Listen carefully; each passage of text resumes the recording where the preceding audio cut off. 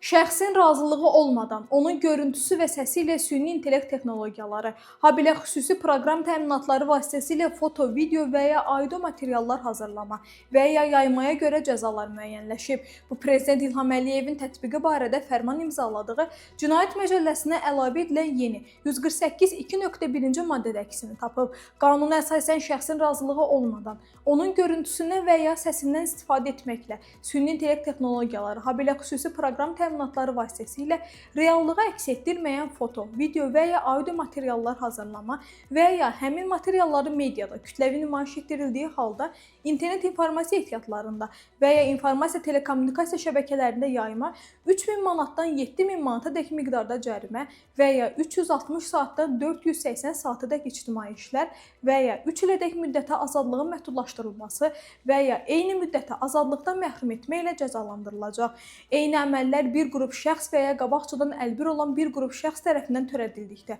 iki və ya daha çox şəxsə qarşı törədildikdə, şəxsin şərəf və ləyaqətini ləkələməklə və ya onu nüfuzdan salmaq məqsədi ilə törədildikdə və zərərçəkmiş şəxsin xidməti vəzifəsini və ya ictimai borcunu yerinə yetirməsi ilə əlaqədar onun özü və ya yaxın qohumlarına qarşı törədildikdə 3 ildən 5 ilədək müddətə azadlıqdan məhrum etməklə cəzalandırılacaq.